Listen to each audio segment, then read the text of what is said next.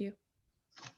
Welcome everyone. I'm Catherine Daria, volunteer and training coordinator with Sacramento Steps Forward. And today we will talk about mitigating COVID-19 and promoting community wellness at encampments and shelters. As folks join, we encourage you to update your profiles like shown in the example. We'd also like to see who's joined, whether you're a community advocate, social service provider, funding organization, etc. Please put in chat the category you identify with best.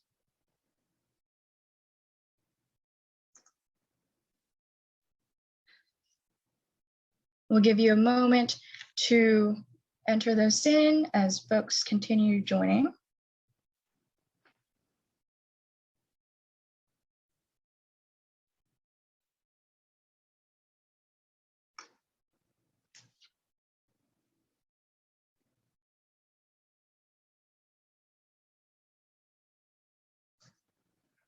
All right. Please do continue dropping those in chat.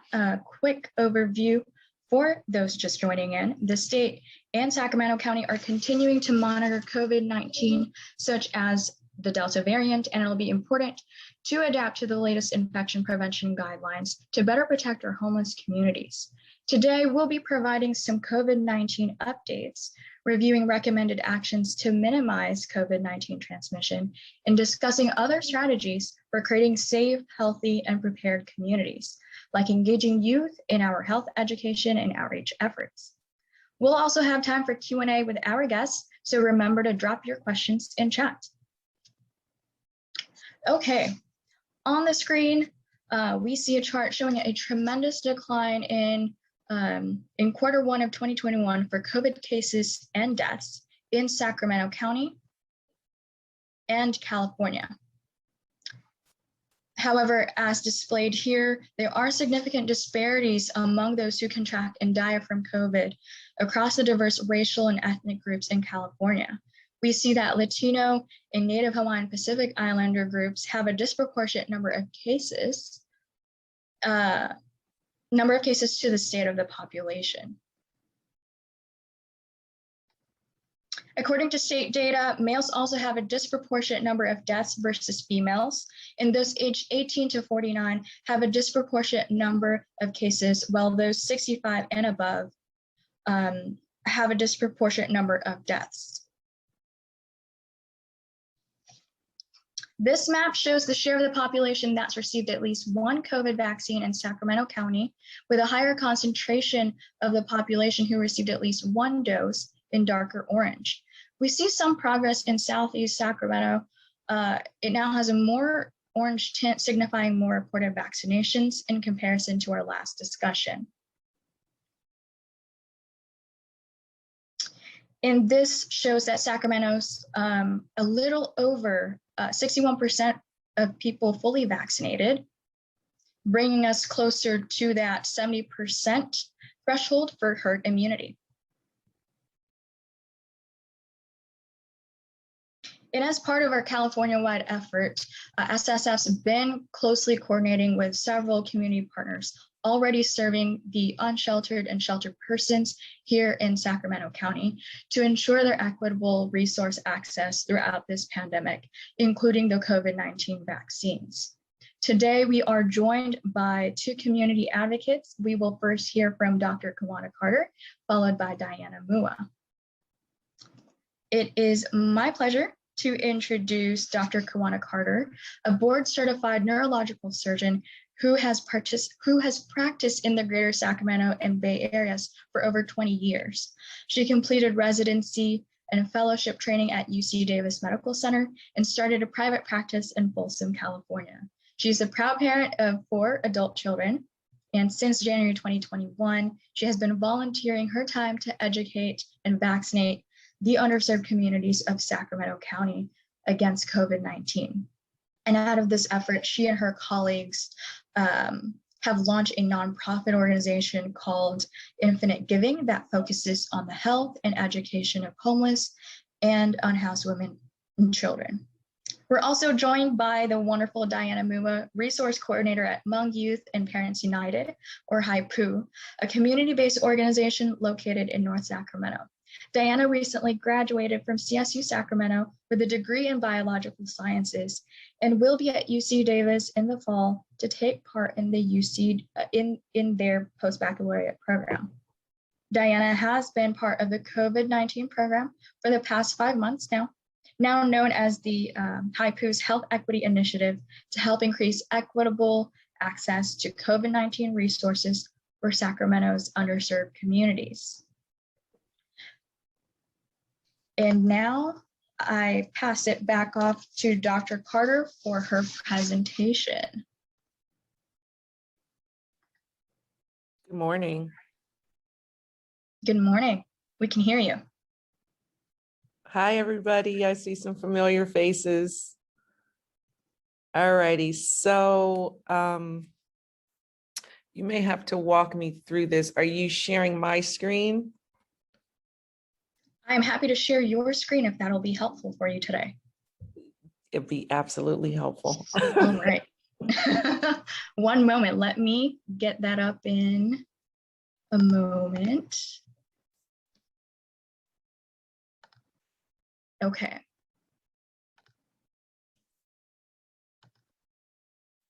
All right.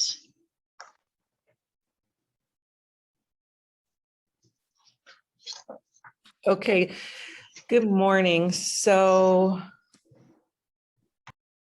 I was asked to speak about how we can help keep our people who are experiencing homelessness safe during this time of COVID-19, escalating cases, and really in the context of the idea that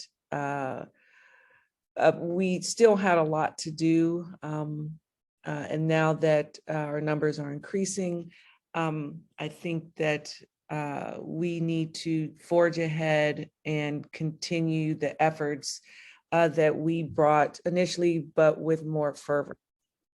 So the title is Mitigating COVID-19 and Promoting Wellness at Encampments and Shelters.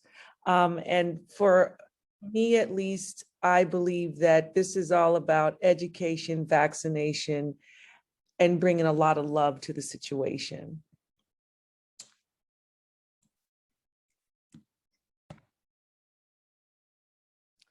I spend a lot of time on covid19.ca.gov, and I encourage all of you to also go there.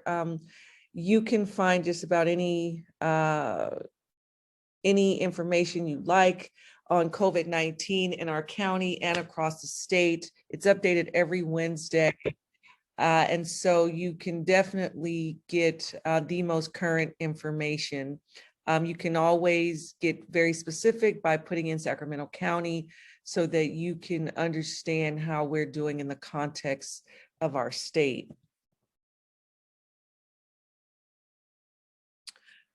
I want to start with what we know. And what we know is that handle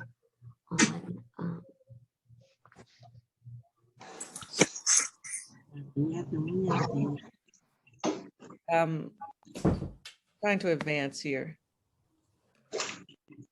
So what we know really is that people who have pre-existing health conditions are extremely vulnerable to COVID.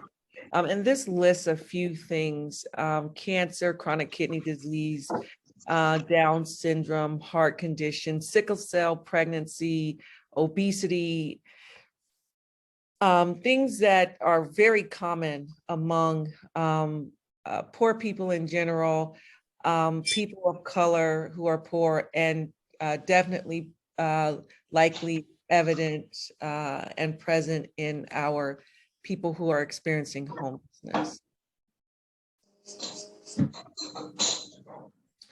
Also, interestingly and importantly, stress has been recognized as a pre-existing health condition. ACEs, which are adverse childhood experiences, people who have been exposed repeatedly to stressful situations in their young lives.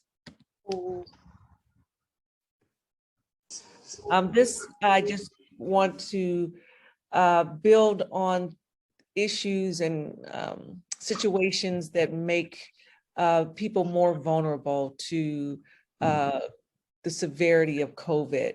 Low income, living in overcrowded housing and poor access to healthcare and health insurance.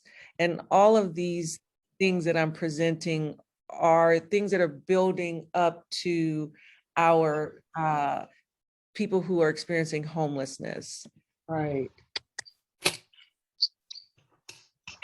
Again, this shows that in the first quartile, which is where our focus group resides, are the least to be vaccinated. And even over time, and I have been watching these graphs since I started this, and you can follow this yourself and see that even over time, people in the first quartile, which are people, I believe, who make less than $25,000 a year, which would incorporate our unhoused and homeless population, continues to lag behind. Again, this just shows you a comparison. And when I started, I think we were probably at 19%. We've gotten to 22%. We're still not doing a great job. But again, compared to more affluent people, we're coming up, but still poor people lag behind in terms of getting vaccinated.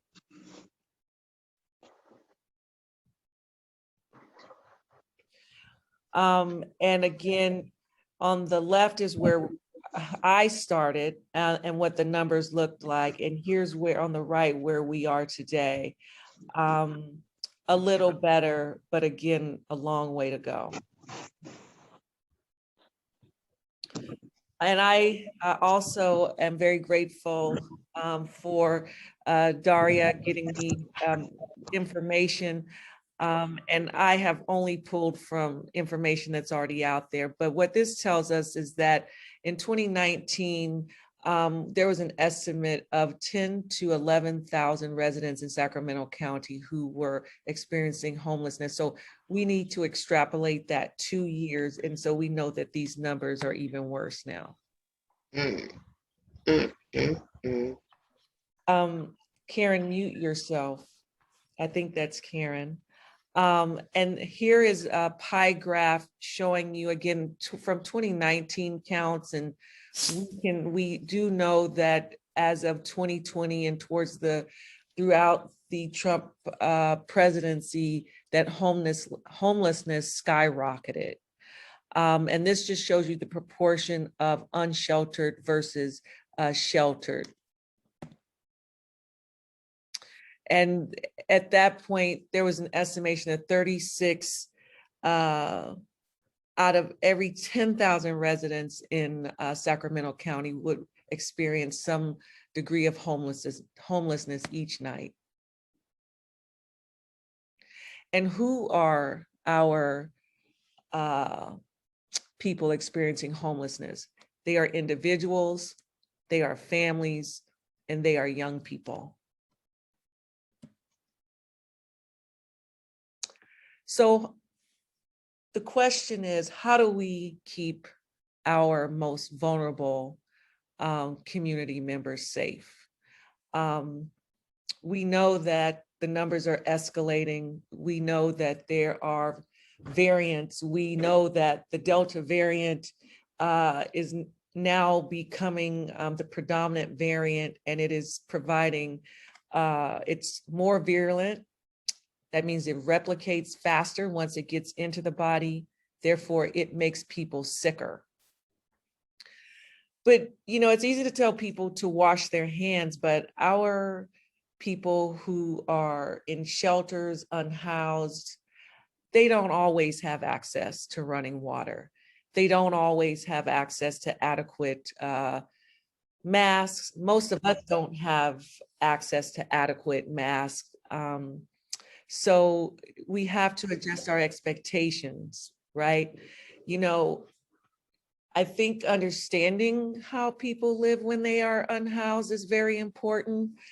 just because people are out maybe unhoused, you know, and in encampments, they still congregate. If you've ever been out to an encampment, people spend a lot of time together. They spend time inside of tents. So this also increases their vulnerability. You know, they start out on the wrong end of having access to health care.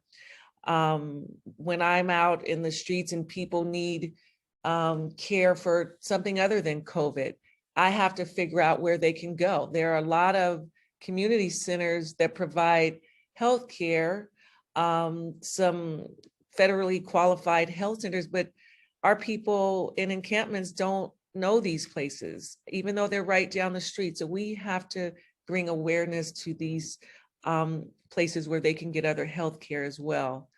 You know, also very importantly, also understand that a lot of them are living in isolation, meaning they're not watching the news.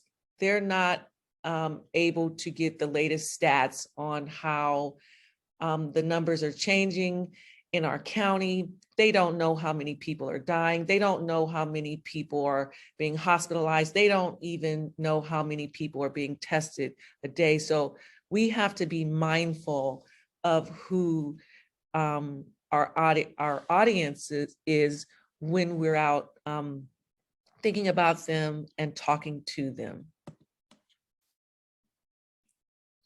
So how do we do this? I believe we educate, educate, educate.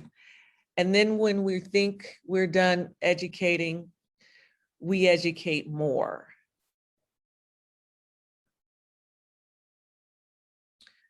You know, and I apologize, I took my mask off because it was so hot, and I really wanted this gentleman to get the point of what I was saying to him. And we met out in one of the encampments when we were out vaccinating, and he had not been vaccinated. He needed a little more information. So taking the time to speak to people is so important. You know, a lot of times we might want to get on to the next thing, or it's, you know, blazing hot outside, but we have to take time for our people experiencing homelessness. We need to talk about vaccine efficacy. Again, they live in an isolated world to some degree, and they don't know what the information is that we take for granted that we are hearing all the time. So when you speak to them, speak about efficacy of vaccine. And in my opinion, I don't make any vaccine seem better than another. The point is that they are all 100% effective in keeping people out of the hospital, out of the ICU, and from dying. Talk to them about what to expect after vaccination. You know, getting someone to get vaccinated, you know, is just one part of the process, but we have to be honest, and we have to give them a clue into how they might feel after they get vaccinated. And this is just a blurb and a quote from somebody, a doctor, saying that vaccines protect against transmission by reducing a person's viral load. Be prepared to explain what that means. You know, it's how much load is in the body. And what that means is if we're reducing the viral load, then it makes any one person less likely to spread the virus. So be prepared to explain. You know, also, we're at a place where we also have to explain that just because you're vaccinated, you still have to wear a mask. You know, now that the mask mandate has been removed, somehow there's this expectation that people who are not vaccinated will wear a mask. That is a false hope and a terrible expectation. So I encourage everyone, when you're trying to explain to people how to stay safe, you still have to encourage them to wear their mask. And I encourage all of you to wear your mask. I've gone back to wearing my mask when I'm out of my home. I had an experience last week where I was meeting with a contractor, 2 in a row. Neither of them were vaccinated, neither of them were wearing a mask, and neither of them told me that they were not vaccinated. So that made me reinstitute my own personal mask policy. One of the other things we do, again, being mindful, a lot of people get vaccinated, nothing ever happens. Some people get vaccinated and they don't feel well, whether it be for half a day or a whole day. So we make sure that we try to take care of people, and we put together vaccine care kits that provides water for hydration, Gatorade. In case they get a fever, we put in Tylenol, which we put in different packets. 2 of the packets we put in don't require water at all, because we know that water is a very expensive commodity for people who are experiencing homelessness. We put in high protein snacks. We put in socks because we know they need to protect their feet. And then we put in other snacks, and we put in masks, and we also put in hand sanitizer. There's no hand sanitizer, but it is, but you can hardly see it. So it's about really caring for our community, not just getting them vaccinated, but being willing to be there for them when they have side effects from the vaccination.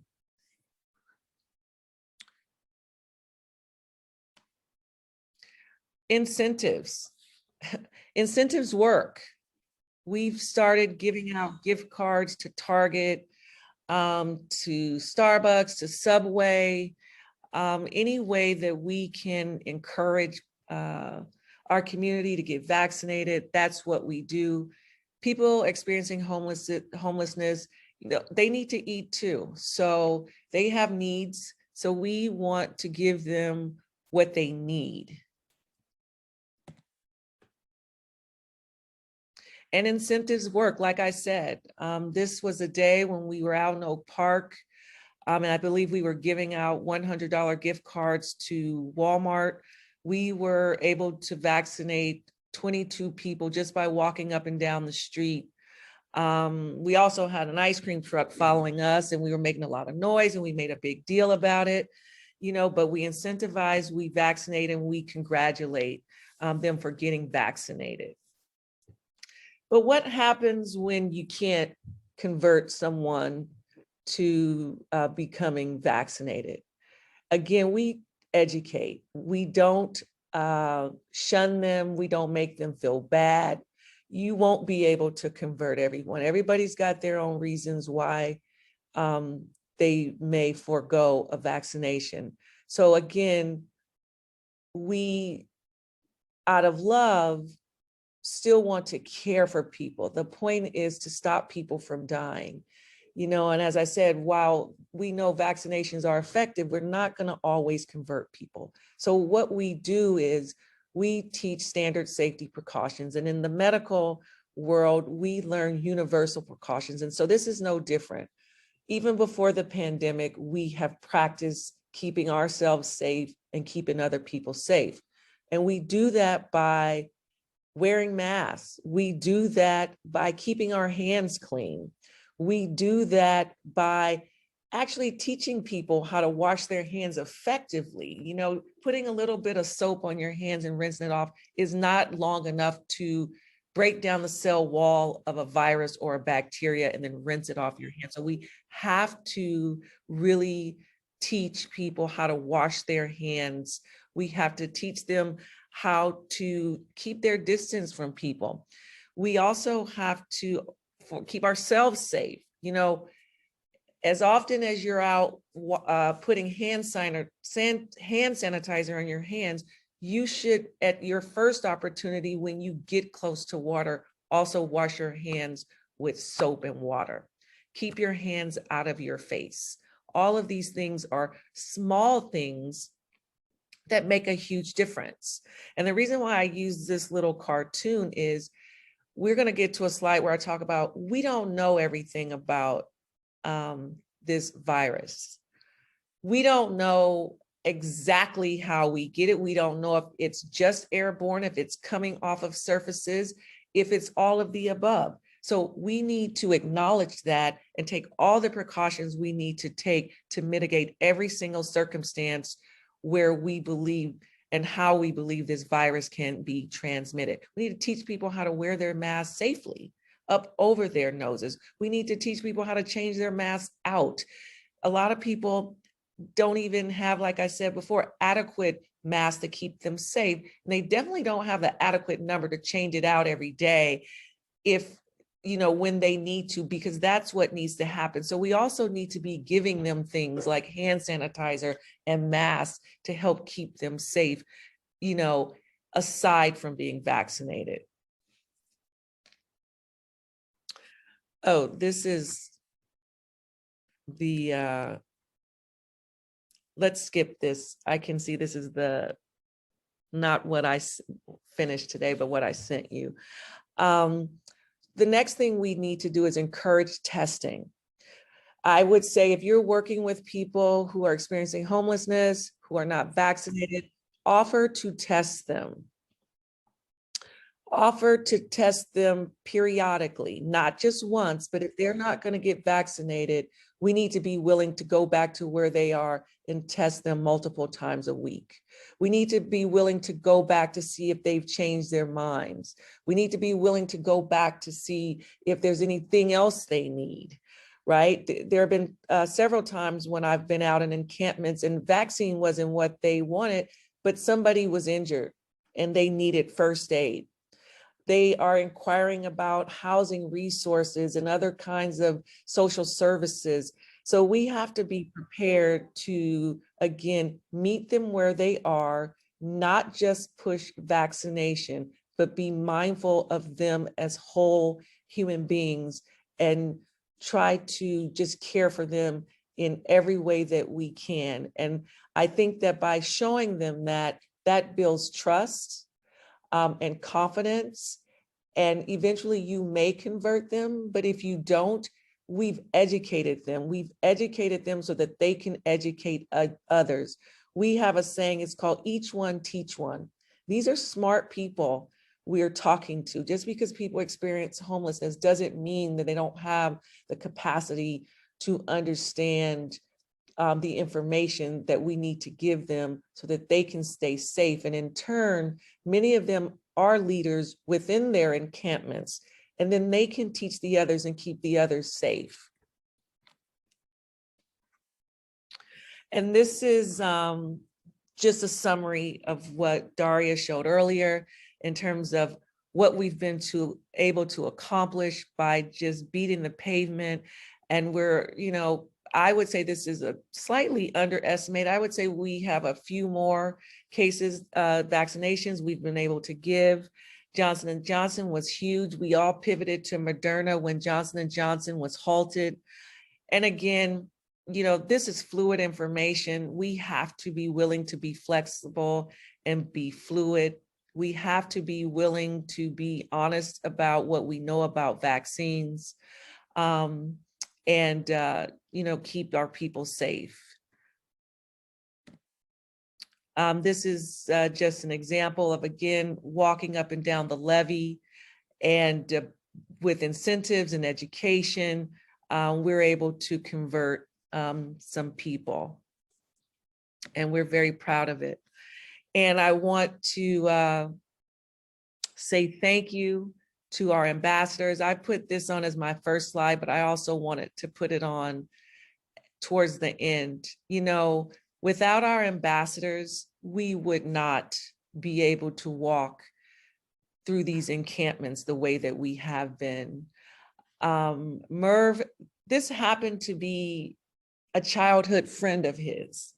So these are our people. These are people we know, people we've grown up with, people we love, and they trust us. And so we owe it to them to give them the best opportunity for health and safety. Sometimes it's vaccination, sometimes it's education, but it's always with love. And I also want to thank our medical team, who have shown nothing but devotion to this project. They are pillars. They've kept me standing at times when I needed their support. So it is with nothing but gratitude and love that I'm able to be here giving you this presentation and to have gotten as many shots in arms as we have. And I also want to transition this by saying, young people are such a huge part of this effort. We want to acknowledge our HIPOO friends and community because they have also been there with us every step of the way. And we need young people because people experiencing homelessness aren't just elderly people or mentally ill people, they are all of us. And it's going to take all of us to make this effort successful. So I also want to end by saying thank you to them and to thank you for the village that we've created.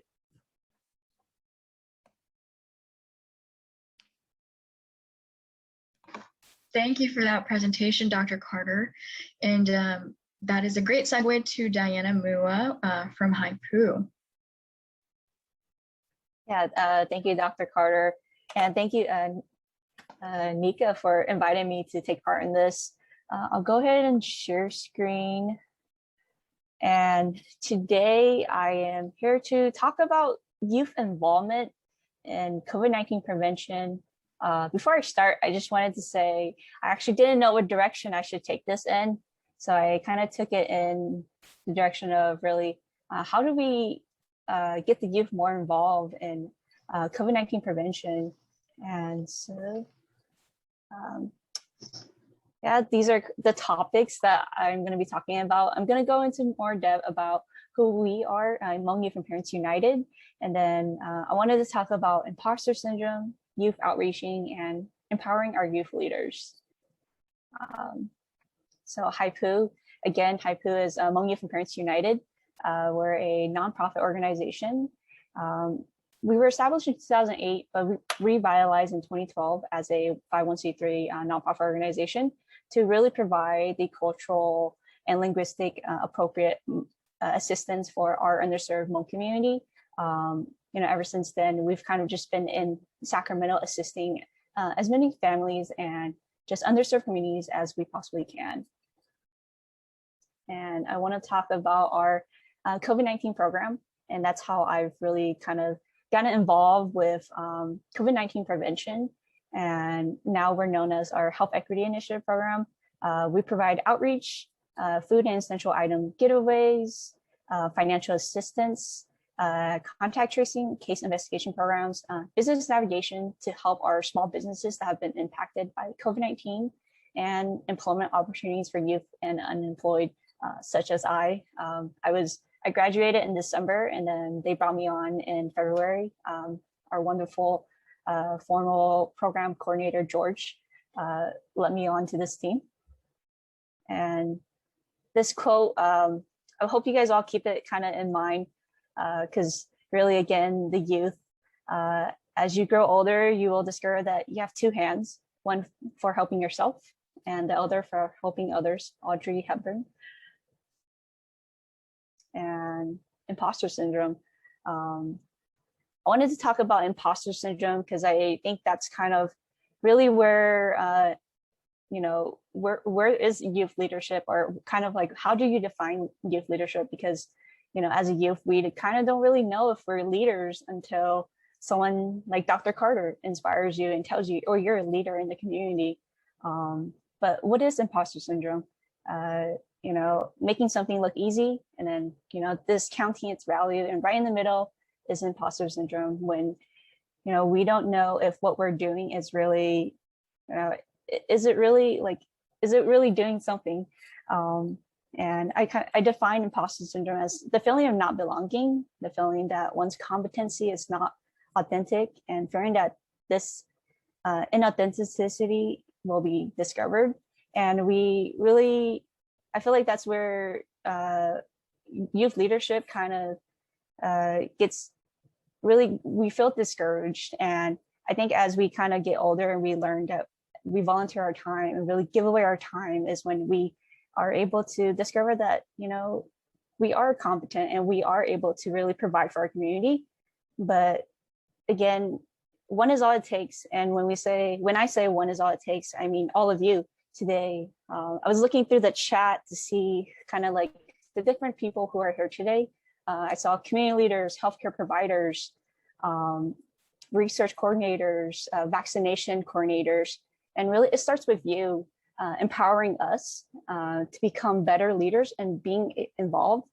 We all kind of, again, as youth, we're told that we're the future, but really, how do we be the present? Because right now we are living in a world pandemic, and for us to be the future, it's actually right now. And it really takes one of you to really inspire us. And then 3, youth outreaching. And I apologize if I'm going a little too fast. I'm a little nervous for this. But yeah, youth outreaching. And where do we start to get our youth involved? And, I think it really starts in high school, but I should have added middle school as well. Many of us, the younger we start volunteering our time and finding out where we can volunteer, newsletters, social media, our teachers, our parents, just youth leaders really inspiring us from a young age. And especially right now with the eligibility age for 12 and older to get vaccinated, it's more important than ever to really inspire our grade students, 12 and older, to volunteer their time as well, to really provide that trust between each other and youth. And, again, starting with our grade school students and then college students. Again, I recently graduated and I've learned that, university groups, social media, and when I say university groups, programs, club organizations, university letters, like that's where it really starts in inspiring our college students to volunteer. Because some of us are also focused on our education that sometimes we forget to give back our time. And when we know that there's an opportunity to volunteer, some of us really do go out and just, step away from all the education and really just be there in the moment to give back and be a part of something bigger than ourselves. And I wanted to highlight our student-run clinics. If you don't know, like, what are the student-run clinics? They're clinics that are ran by undergraduate volunteers and medical students and physician assistant students. They're ran under the UC Davis School of Medicine, and they're throughout Sacramento County and Yolo County. And these student-run clinics have been around to really provide free medical care to the communities. I just want to highlight Shifa Clinic, one of the student-run clinics that have been a vaccination site for the past 4 or 5 months. And they've really given an opportunity to just vaccinate the community. I also want to highlight the student-run clinic that I was a part of, Hmong Family Served Bearers Clinic. We serve the Hmong population and really just went out there to call patients, call community members and get them vaccinated. And again, community advocates, where does it start? Again, all of you, community advocates and healthcare providers, inspiring us to really just take part in preventing COVID-19 by empowering us to be a part of it. And really, what is the result of empowering students and youth? Collaboration and teamwork. This is the photo that Dr. Carter showed earlier. This was on May 2nd at the Hope Center on Eleanor Avenue. This is actually a collaboration between multiple organizations. Project Hmong from Sacramento State University, again, Flu Clinic from UC Davis School of Medicine, HIPU, Hmong Nursing Association, and Dr. Carter and her team. And together we were able to vaccinate over 20 individuals with the Johnson & Johnson vaccine. And again, we all really just wanted to come together to be a part of making a difference and vaccinating our community. But as you can see, many of us are actually college students, postgraduates, And we really just wanted to be a part of that. And number 4, empower the youth leaders. So how can we empower the youth leaders? As mentioned earlier by Dr. Carter, education. And it's really important that, we learn about COVID-19 and its vaccines. COVID-19 education webinar tailored towards the youth. And honestly, I don't think there is enough of that. We do need more COVID-19 webinars tailored toward our youth, and not just, college students, but are 12 and older. So they do go out and get vaccinated, because again, that is where we are aiming now. Ambassador programs. There are ambassador programs. Not a lot are well known to our youth. And I think it would be great if we started something like an ambassador program for our youth as well, just so that they get that experience of also being able to go out and talk to communities and really share their experience. And then mentorship, empowering youth to use their voice. And Dr. Carter has done an amazing job with that. I see the way she talks to her volunteers, and especially the youth at her vaccination sites, really just letting them know that you have a voice and use it. And I think that's so important now more than ever, to just empower our youth to talk about COVID-19. How do we prevent that? And social media, reaching the youngins and beyond. And I use that slang term because, it's true right now with TikTok and Facebook and Instagram, Snapchat. It's really the way to reach a lot of our youth, because, some of them may not watch the news. And, if we're able to reach them through that, I think that will build a stronger foundation. And then again, community, targeted audience. And when I say community too, it seems like a very, broad term, but I really mean is all the communities together, really just reaching out to different segments of our youth, because we come from different backgrounds and different schools and different communities. And if we can come together to really just educate each other, I think that's really the way to build a strong foundation to empower our youth. And this is, I believe, my last slide. A picture is worth 1,000 words. And again, this is from May 2nd at the Hope Center.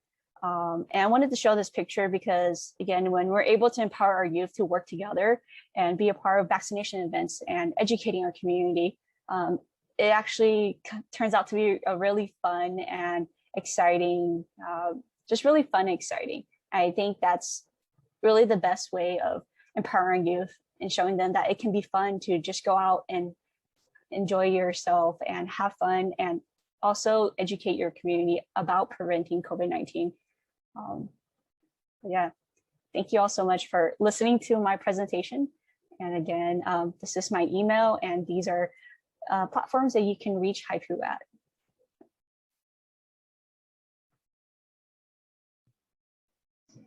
Thank you, Diana, and thank you both for your wonderful presentations and sharing the work that you've been doing these past 5 months. All right, so jumping back into our discussion, for the remainder of our call, we'll be having an open Q&A. We invite you to unmute and state your name and question, or you can also drop your questions in chat. Dr. Carter and some of the HIPU team members are available today for questions.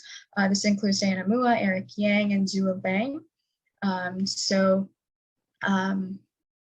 I'll be watching the chat, and also feel free to unmute and ask away.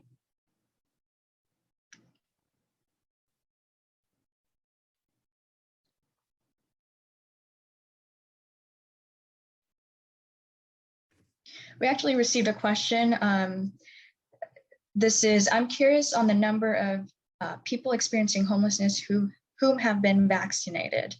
Earlier, Dr. Carter shared some slides on our vaccinated counts. So as of yesterday, July 19th, with our community collaborators, we've been able to administer 1,870 COVID vaccine doses. And as Dr. Carter mentioned, this is a fluid number. There's more that are being vaccinated every day. And so we try to update that page, that COVID resources page, as soon as we're able. I did want to reiterate that after the J&J pause in April, when we added the Moderna vaccine as an option, we updated our methodology due to the differences in dosage requirements. So the 1 dose versus 2 doses. And since then, we've been calculating for total doses provided versus the number of people experiencing homelessness that are fully vaccinated. There was also a question around, is there a hard number of how many people experiencing homelessness there are in SAC region? Dr. Carter also shared some slides on this. I'm going to share those in a moment. Let's see, let's switch slides.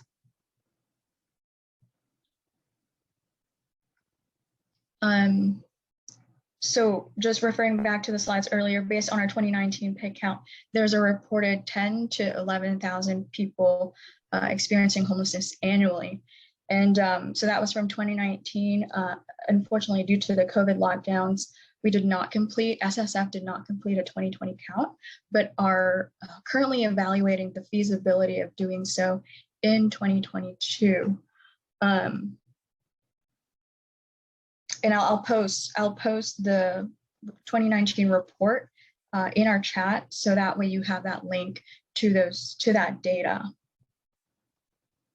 Let's see, are there more questions going into chat here? There's one from Eli asking about how many people were vaccinated in Oak Park and how do we volunteer? I'm opening it up to Dr. Carter and also Diana. Yes. So, now, I can tell you how many people we vaccinated in Oak Park. I mean, there are many efforts in Oak Park, grassroots, as well as, UC Davis has vaccinated there. But in a 2-day span, we were able to vaccinate 44 people, and 80% of those were with Johnson & Johnson. And then we went back a week ago and vaccinated, I believe, 30 people. So our efforts we've probably done 70 to 75 vaccinations in Oak Park. And how do you volunteer? Let me know. With us anyway, you can always email me. I can put my email in the chat and you can sign up with us. Just depending on where you are, there are multiple organizations. You can volunteer through the county. There's Cal Volunteers. There are a myriad of ways to volunteer, but of course, if you want to volunteer with us, I can certainly give you my email and I'm happy to add you to our volunteer list.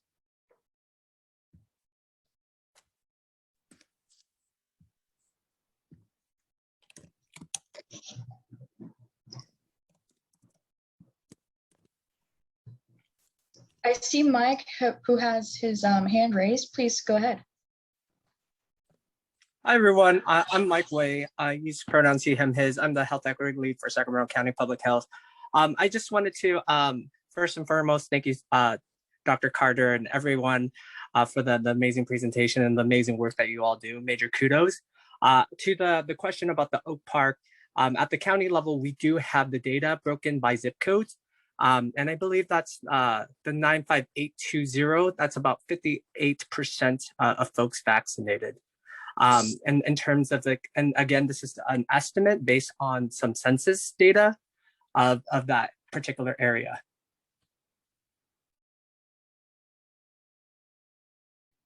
Thank you, Mike. Happy to have you here today.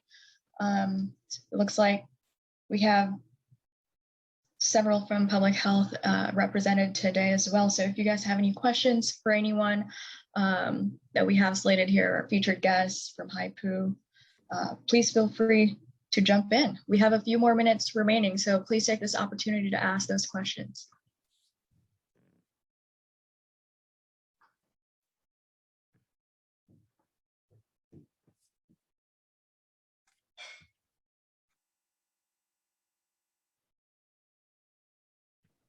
I guess I have a follow-up question for that goes to both you, Dr. Carter and Diana. I'm curious, how does the community reopening change your tactics for casting a wide COVID outreach net and keeping the vaccination momentum going?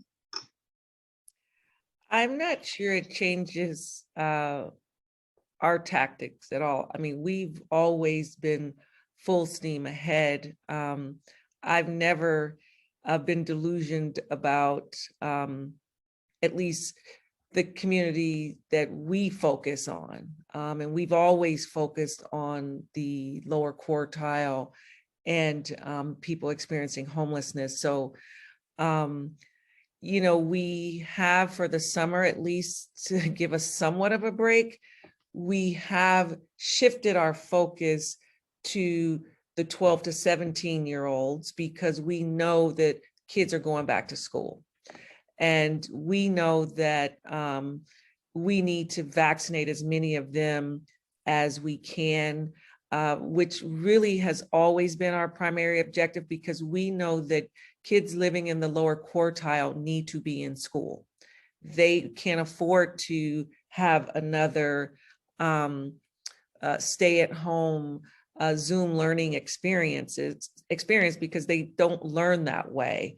Again, when you're talking about children who are experiencing homelessness, the one opportunity to relieve them of that situation in a day is to get them in school.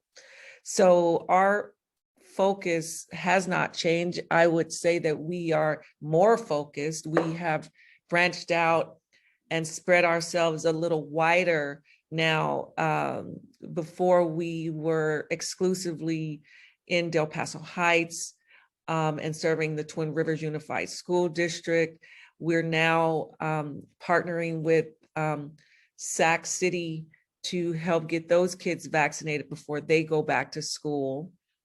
So, you know, we're working even harder. We are adding mobile to our program because, again, we have to go where people are. People just don't have the privilege to go where the vaccine is, and we realize that. And so we know that mobile is an extremely important part of our effort.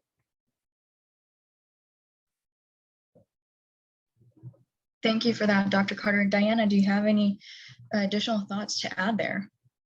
Yeah, very similar to Dr. Carter, where the tactic hasn't really changed. Or you can say at our team, we've done more canvassing. We've walked around a lot of the neighborhoods, not just passing out flyers about COVID-19 vaccination, but other programs that are now available, such as the Sarah 2 program. Eric, who I think Eric is here. Eric has done a really great job of really going around the neighborhoods and just giving out flyers, because I know not everybody has access to a computer or not everybody has access to the internet, and really passing out flyers about information about different vaccination events and different programs that we provide has been really the most effective way for us, just getting out the word. Yeah. And Eric, if you want to add anything, or Joa.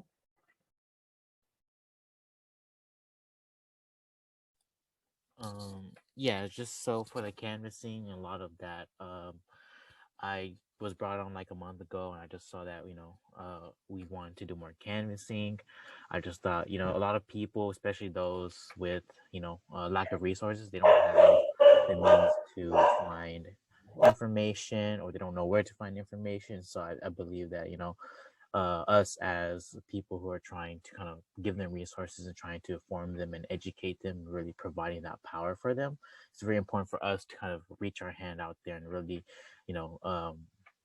show them that we care, show them that, hey, we have these resources for you. If you guys are interested, you have the choice to come to us, and we'll assist you with whatever you need, and things like that. I think it's very helpful for them. A lot of the past couple of weeks, in terms of the inquiries for our programs that we provide at Haipu, have actually been through a lot of the canvassing efforts that we've done for the past few weeks, where I'll ask them, hey, where did you get my phone number from, or how did you come in contact with us?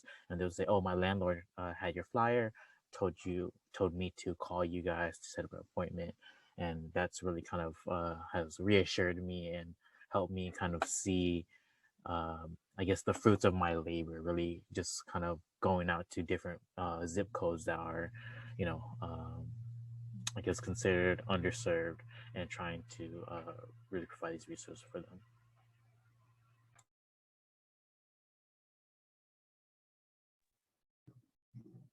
Thank you for sharing your experiences out there canvassing, Eric.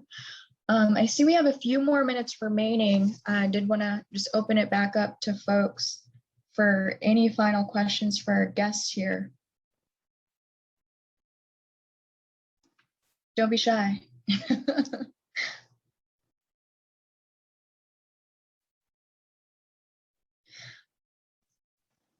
All right, well, I hope you all have a few, if not, have one or if not a few key takeaways from today's presentations. Again, Dr. Carter and Diana, you're both a great inspiration for our community, and we hope that your important work continues on.